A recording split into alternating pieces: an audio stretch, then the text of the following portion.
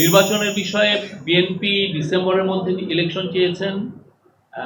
জামাত বলেছেন যে তারা ইলেকশন চেয়েছেন, তারা মনে করেন যে রিফর্ম প্রক্রিয়া ডিসেম্বরের মধ্যে লেগে যাবে রিফর্ম প্রক্রিয়া শেষ করতে।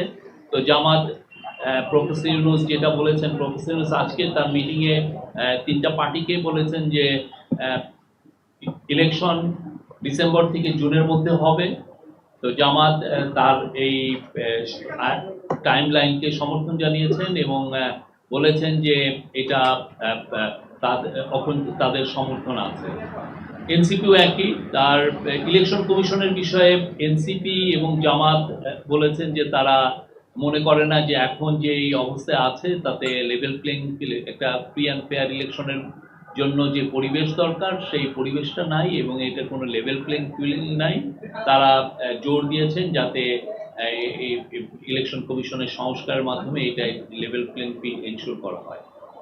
আর সংস্কারের বিষয়ে প্রফেসর আলিস রিয়াজ বলেছেন যে সংস্কার প্রক্রিয়া মিড জুলাইয়ের মধ্যে শেষ করে জুলাই চার্টারটা গৃহীত হবে এবং জুলাই প্রোক্লেমেশনের বিষয়েও আমাদের কাজ হচ্ছে এবং আমরা আশা করছি যে খুব দ্রুত এই কাজটা শেষ হবে।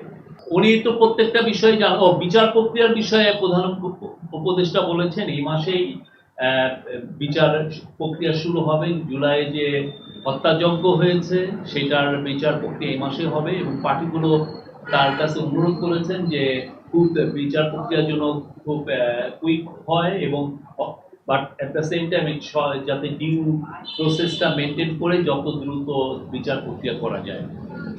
প্রফেসর ইউনূস তাদেরকে বলেছেন যে উনি এখানে সর্বোচ্চ এমফাসিস দিচ্ছেন যাতে এই বিচার প্রক্রিয়াটা দ্রুত এবং সমস্ত ডিউ প্রসেস মেনটেন করে।